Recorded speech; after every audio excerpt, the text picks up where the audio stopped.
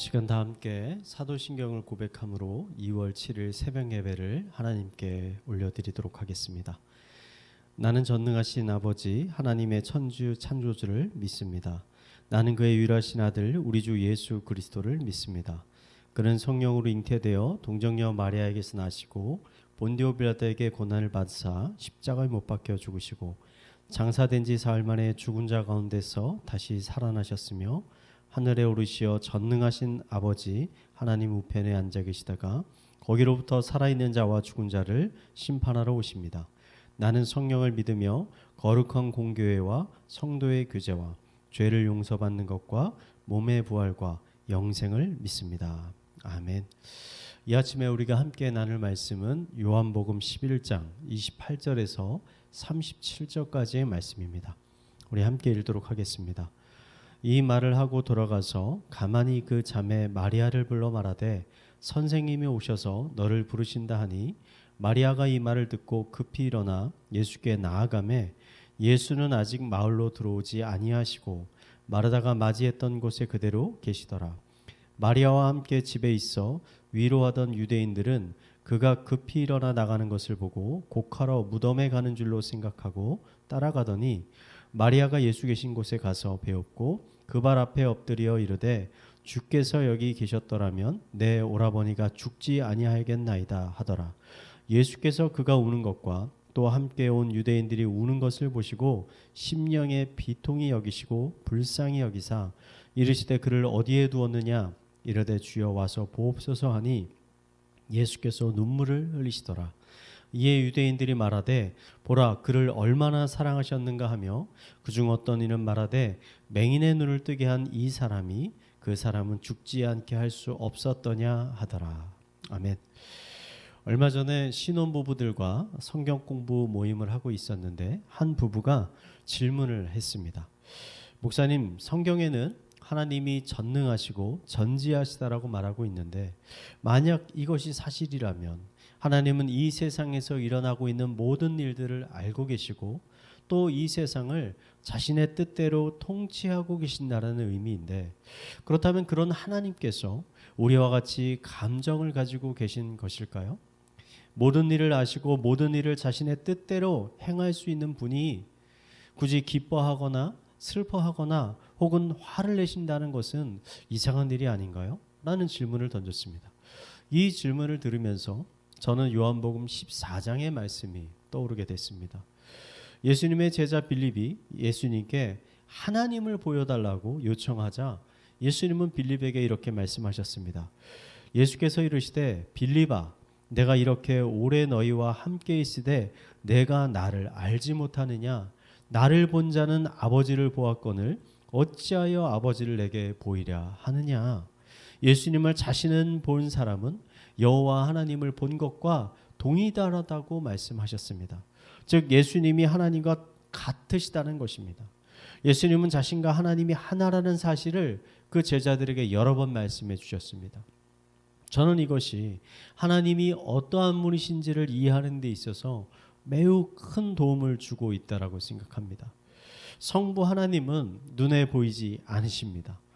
그래서 우리는 하나님이 어떠한 분이신지 알기가 쉽지가 않습니다.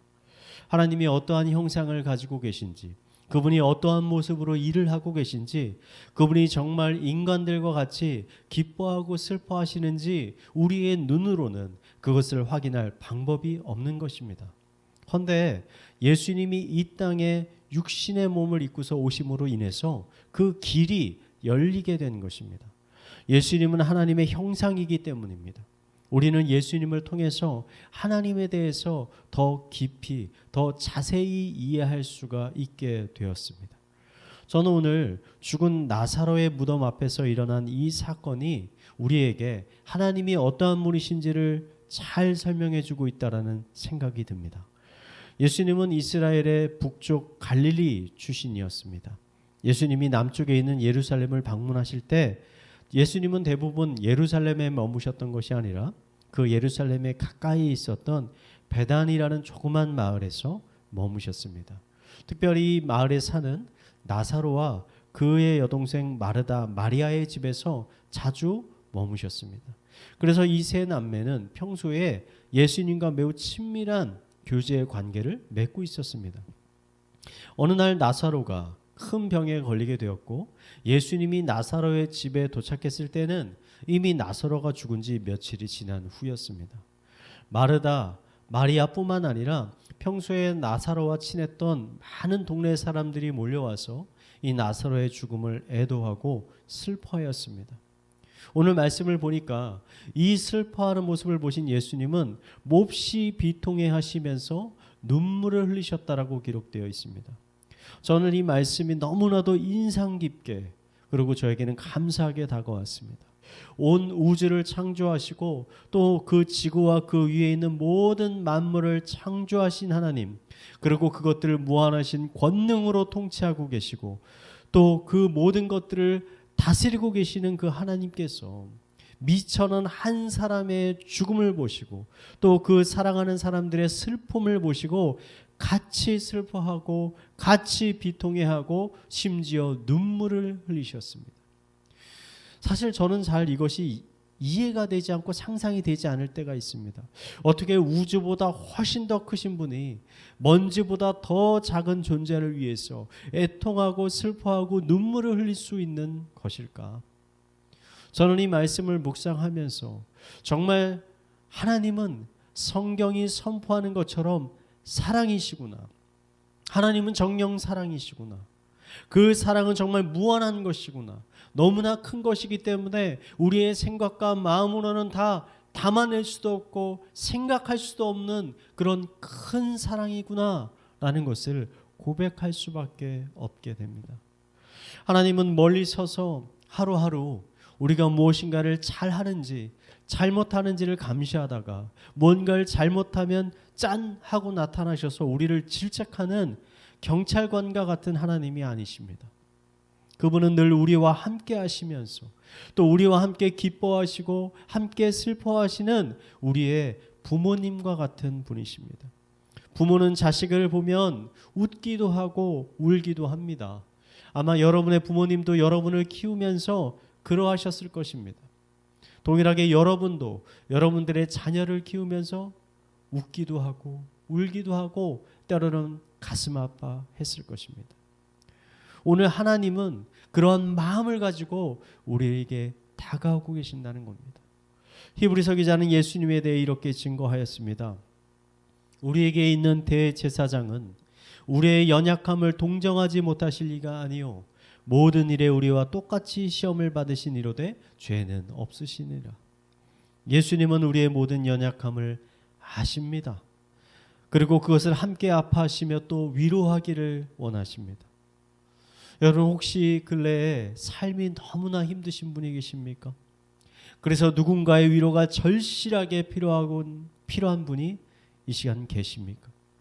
여러분 그렇다면 예수님을 떠올려 보시기 바랍니다.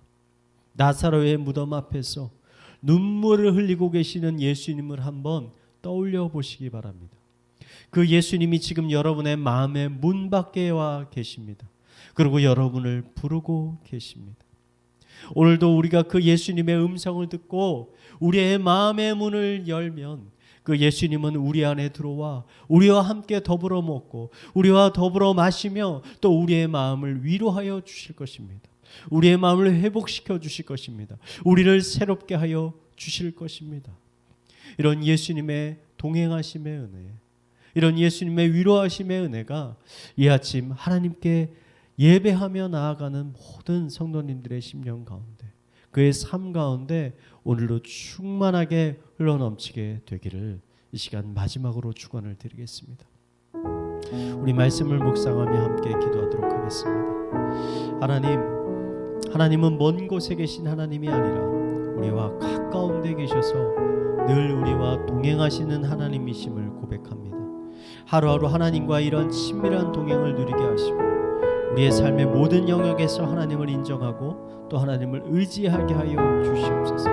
세상이 주는 위로를 구하지 않게 하시고 오직 하나님께로부터 오는 참된 위로와 안식을 얻게 하여 주시옵소서. 우리 이러한 기도 제목을 가지고 함께 기도하도록 하겠습니다.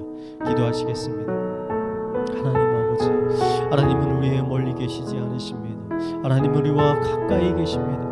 하나님은 우리와 늘 동행하십니다. 아버지, 어미새가 아버지 그 새끼 새들을 그 날개 아래 품는 것처럼 하나님께서는 오늘도 그 사랑의 손으로 우리를 품고 계십니다. 우리를 보며 아파하시고 또 우리를 보며 비통해 하시기도 합니다. 하나님, 그 하나님이 주시는 그 동행하심의 은혜, 그 위로함이 우리의 심령 가운데 충만하게 부어질 수 있게 하여 주시옵소서. 더 이상 세상이 주는, 사람들이 주는 위로를 구하지 않게 하여 주시고 오직 하나님으로부터 오는 그 하나님의 은혜, 하나님의 위로하심, 하나님의 사랑하심을 우리가 깊이 경험하여 우리의 마음 가운데 참된 위로와 안식을 경험할 수 있게 하여 주시옵소서. 우리 이어서 교회를 위해서 함께 기도하도록 하겠습니다. 우리 영혼을 살리는 공동체가 되게 하여 주시옵소서라는 기도 제목 가지고 기도합니다. 우리 의왕 우리 교회 성도님들이 복음으로 충만하게 되어서 예수님의 사랑의 넓이와 높이와 깊이와 길이를 점점 더 알아가게 하여 주시옵소서. 풍삼초 풍삼첫 풍삼기를 통해서 영원권과 재상산의 삶을 살게 하여 주시옵소서. 다락방 공동체가 새로운 초신자를 잘 품고 자랄 수 있는 영혼의 모판이 되게 하여 주시옵소서. 우리 이런 기도 제목을 가지고 교회를 위해서 함께 기도하도록 하겠습니다. 기도하겠습니다. 하나님 아버지, 이 시간 우리 의왕 우리 교회를 위해서 기도합니다. 우리 의왕 우리 교회가 영혼을 살리는 교회가 되게 하여 주시옵소서. 의왕 우리 교회를 통해서 복음이 선포되게 하여 주시고 하나님을 몰랐던 수많은 사람들이 복음을 듣고 회심하여 하나님의 자녀가 되는 아버지 은혜의 역사가 있게 하여 주시옵소서. 아버지, 교육자부터 시작해서 모든 성도님들이 이것에 한마음이 되어서 복음에 사로잡혀서 복음을 선포하고 가르치는 자들 될 수 있도록 인도하여 주시옵소서. 특별히 2022년 풍삼초 첫기 이런 모든 교육들이 이루어짐에 있어서 하나님 성령님 함께하여 주셔서 그 모임 가운데 예수 그리스도를 더 알아가게 하여 주시고 닮아가게 하여 주시고 예수 그리스도가 주는 복음의 은혜들을 더 깊이 누릴 수 있게 하여 주시옵소서. 우리 마지막으로 가정과 또 나라와 개인의 기도 제목을 가지고 함께 기도하도록 하겠습니다. 기도하시겠습니다.